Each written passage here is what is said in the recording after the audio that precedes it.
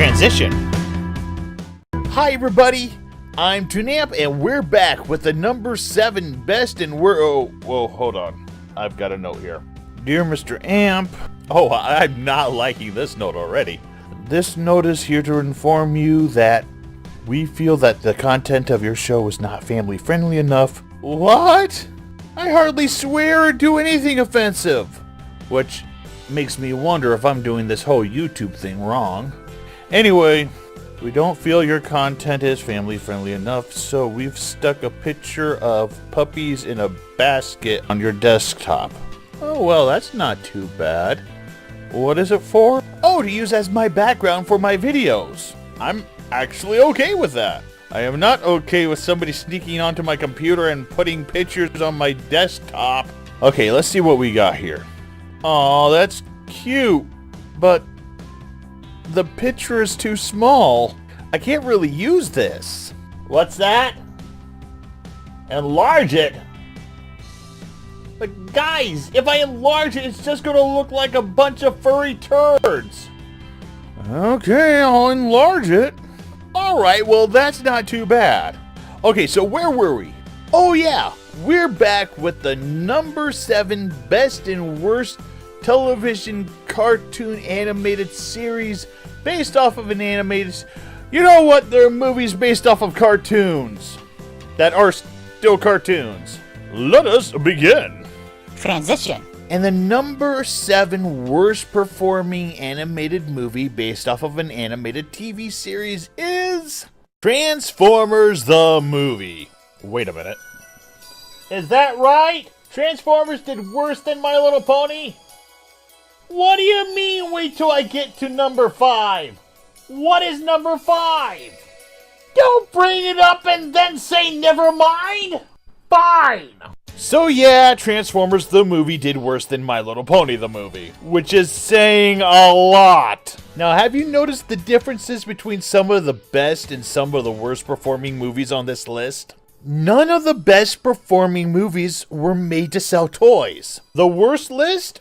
Well, starting with the My Little Pony movie, about half are toy-driven. But that doesn't mean they are bad movies. It might just mean parents smell a trap and avoided these movies so they won't have kids begging to buy the toys. We have to face the facts. The My Little Pony and Transformer movies are an hour-and-a-half toy commercial. So far, the movies that are in the top 10 rely on recognition alone. And that is because the series these movies are based off of are creator-driven, not toy-driven. Although Rugrats Go Wild may have been a quick cash grab. So, Transformers the movie. Is it horrible? Well, it's the most hideous rock and rollingest action movie of all time. Too bad it's confusing as hell at the beginning. Oh, sure we get Optimus Prime in Ironhide, Ratchet, Megatron, and Starscream at the start. Not to mention we get to see a planet eating another planet, followed by the most badass rendition of the Transformers theme ever. The first appearance by Unicron is eerie as he comes out of nowhere. Add the background music, and it's one of the most intense scenes in animation. But there is an interesting thing about the opening credits. Not a single thing listed in the credits can be recognized. No Optimus Prime. No Megatron. Instead, we get Ultra Magnus, Cup, Wreck-Gar, and Galvatron. Who the hell are these guys? There was no proper introduction to these characters in the series. They just showed up. Well, with the exception of Galvatron, Cyclonus, and Scourge. While it's true that most of the time in Season 2, side characters from the Autobots and Decepticons would show up with little fanfare unless they were part of a subgroup. But with the movie, we are talking about the main cast. We get 6 new Autobots that show up out of nowhere, and 3 are voiced by celebrities. Then most everyone else from Season 1 dies, including Optimus Prime and Megatron. Oh lord, there are celebrities getting top billing in the new MLP movie. Is Twilight and her friends going to die? Well, after 7 seasons, it might not be too bad of an idea to move on with the new cast. Just kidding, but not really. Back to Transformers.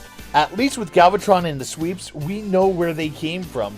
Amazing grace, how sweet thy sound, that saved a wreck like he. They once were trashed, but now reborn. Destroy thy matrix is thy destiny. Yeah, I know that ending was crap. Now, the new characters are likable enough in the movie. In the third season of the series, oh boy. I really enjoyed the young rule breaker and Hot Rod, and the grouch that is Cup. And Ultra Magnus does seem like a good leader. But then comes the issue of who is the better judge of character when it comes to picking leaders, Optimus Prime or the Matrix of Leadership. Granted, Prime does cast a huge shadow no matter who is leader. But Rodimus Prime, aka Hot Rod, whines all the time in the third season. He's pretty much, I'm not a good leader.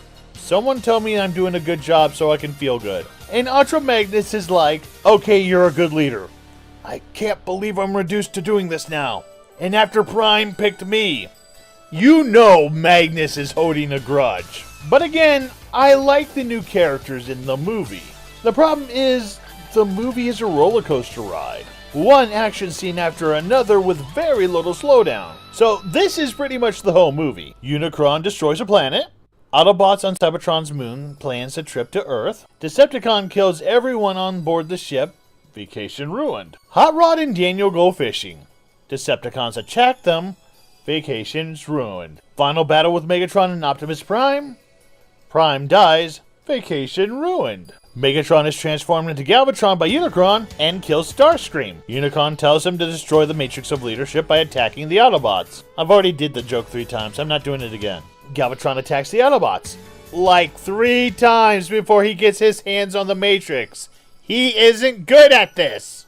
Meanwhile, Hot Rod, Cup, and the Dinobots, a bunch of robot dinosaurs that totally didn't lose all their cool points in the 3rd season. Wait a minute. Grimlock stops up being as powerful as Unicron by simply flipping a switch in the 3rd season. He went from badass loner to, I don't know what he went to in the 3rd season. It wasn't good. Well, anyway, Hot Rod, Cup, and the Dinobots meet the Quintessons and Sharkticons. It's another battle. We also meet Wheelie. So there's that. We get a battle with the Junkions, who are Transformer motorbikes that live in a dump planet. Then the battle with Unicron and everyone else. By the way, Unicron's final transformation, the animation is mind-blowing! And then there's the final battle with Hot Rod and Galvatron. It's not a bad movie. It's just one fight after another. It tires you out after a while, but at least the fights were interesting. And Unicron blowing up at the end after Hot Rod opened the Matrix is a whole lot of awesome. But why did the movie do so badly? That is really kind of a head scratcher. While The Flight of the Navigator came out the week before, and a Friday the 13th movie and Howard the Duck came out the week before that, I wouldn't say any major movie came out around that time. Well, maybe Navigator. Maybe it's like I said before. People just didn't want to take their kids to a movie they knew was a toy commercial. Just like they knew not to take their kids to see The Nut Job 2. Because after seeing The Nut Job 1, why would you?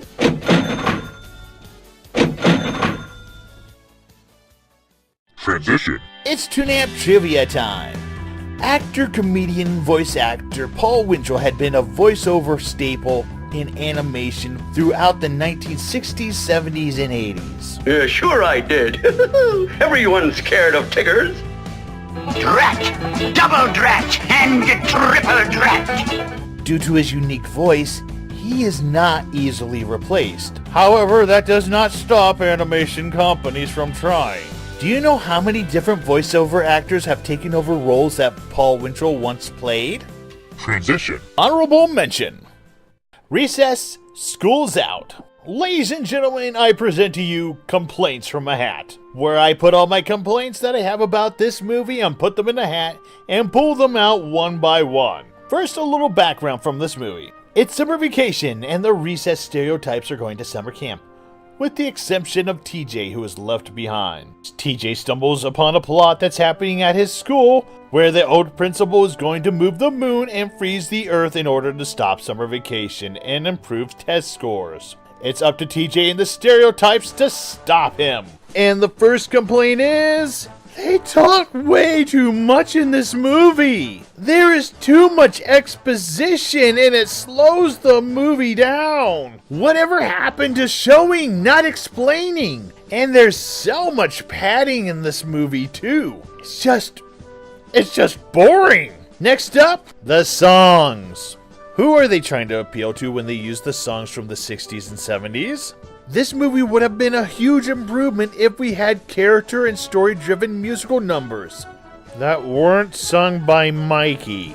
I'm sorry, but from the first sitar note in Green Tambourine, I was ready to leave because I despise sitar music. You could have conveyed so much more expression and feelings into an original soundtrack and moved the story at a better pace. They didn't. Next up, this is about recess as a whole.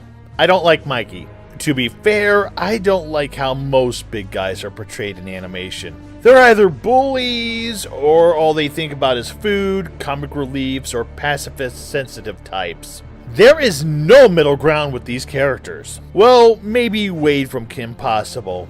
Mikey infuriates me to no end because he is the food-loving sensitive type. But he also has the joke where he has the deep singing voice.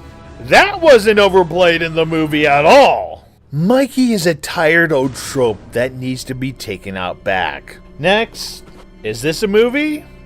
Because the animation sure doesn't think it is. This is not an improvement over the TV show. In fact, some of the direct-to-video sequels have better animation than this. Although there is a bit of computer animation at the beginning and end, oh boy, that doesn't mix well with the 2D animation. Like, at all. There could have been a little more effort in the detailing here to set them apart from the series. Next, the summer camp plot is not important to the story. At all. It's not! You can take out all the parts about camp, and the plot doesn't change. TJ still could have stumbled upon what is happening at the school, get his friends involved, and everything would still be the same. Even when everyone is mad at TJ when they thought he dragged them away from camp just because he's lonely because he couldn't prove he was right, that is quickly dropped a few seconds later when the plot proved he was right. Summer camp was not important at all. It was just padding. Next is a complaint about recess as a whole. Look at this picture. Can you guess which one of these kids is a science genius? The girl with glasses? No, that's too obvious. Well then, who's the wimpy kid that gets pushed around? The small boy with glasses? What about the tomboy? The rough-looking girl? Are you sure? Do these type of kids look like that in real life? What about the sports kid? Okay, a sports kid would actually wear a jersey, so you got me there. And we talked about Mikey. But what stereotype is TJ supposed to be? Could he be his own person? Wow! Next, these two assholes. If I were a kid lost or in trouble and I used this movie as a reference for how a police officer is, then I would believe that they wouldn't listen to a kid in trouble, or believe them if they were in trouble. They did this 3 times in this movie. But this is a common thing in a lot of children's media, showing the police is incompetent or do not listen to kids. No wonder there's a distrust in cops by the younger generation. And lastly, the movie took recess away from recess. Recess is one of the most imaginative series produced by Disney's One Saturday Morning. It shows the playground as a kingdom featuring interesting tropes and characteristics from individual characters. For the most part, they are original. Well, with the exception of the main cast. This movie pretty much took that away since recess was not the main focus of the movie. Take the recess atmosphere away, and the movie's no longer interesting. These were my problems with the movie. I can overlook the stereotypes since that's just a commentary about labeling people on looks alone. This was a boring movie that took the characters out of their element and made no effort in improving the animation, music, or dialogue. So this is a gray area movie. So why is it in between the best and worst? Well, it was released in February, which tends to be a slow movie month, especially with kids. It's hard to say really, since most movies that come out during that time don't do that well anyway. I mean, its only competition at the time was Down to Earth, 3,000 Miles to Graceland, and Monkey Bone. Monkey Bone was competition. So, yeah, it was probably the better of the four movies.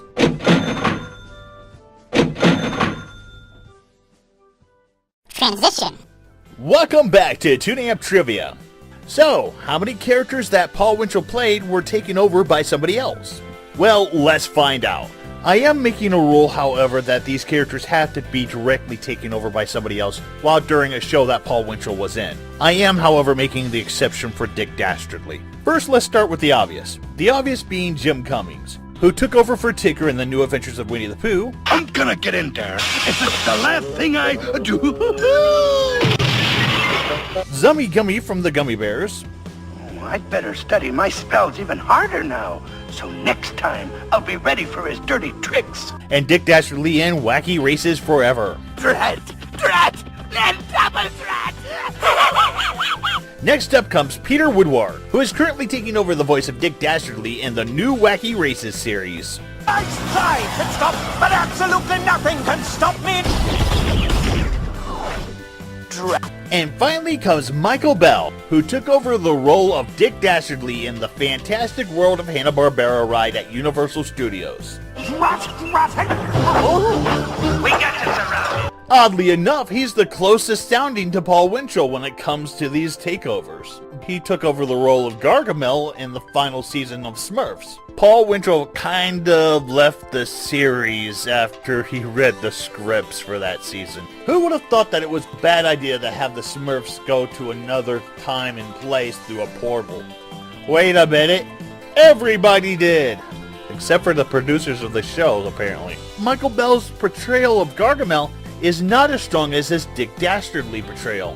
Get them, Scrumpties! Although Paul Winchell's voices for the characters are almost exactly alike. So it ends up that 3 different voice actors took over the roles that Paul Winchell once played.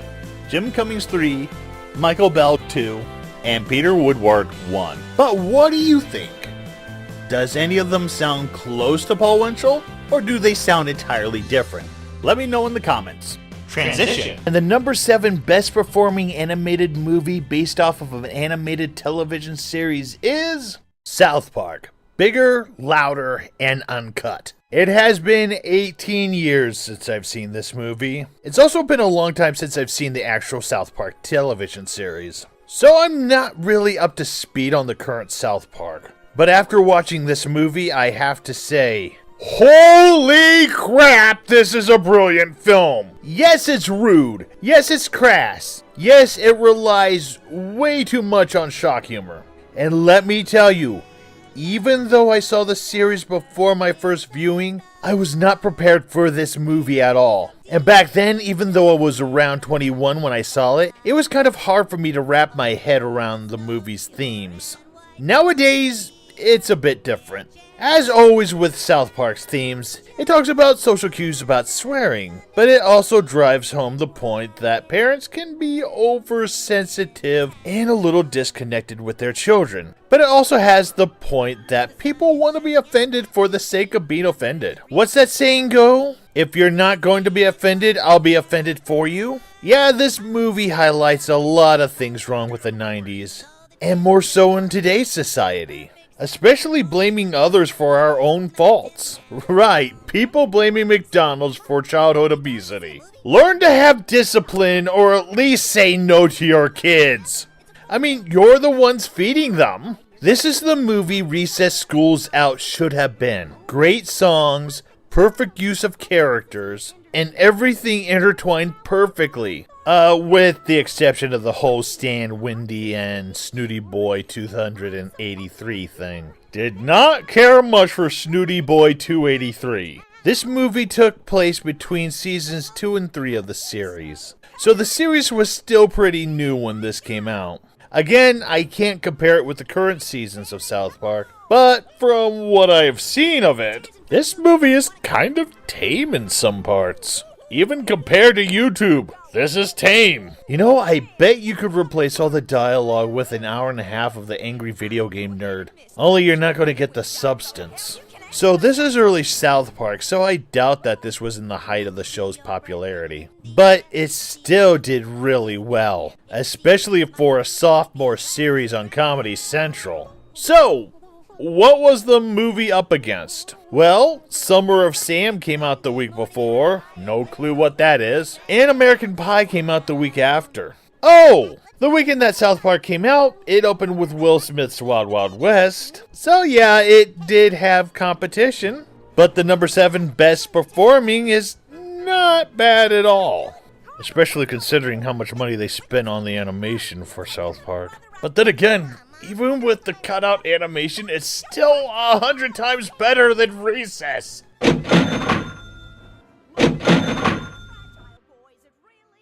Transition. So that's our video. If you liked it, please hit the like and subscribe button. Also ring that bell for any future videos that I publish. You can find me on Facebook under Toonamp Art and Entertainment. Find me on Twitter under Toonamp Reviews. Find me on Tumblr and DeviantArt under Toonamp. Or support me on Patreon under Toonamp.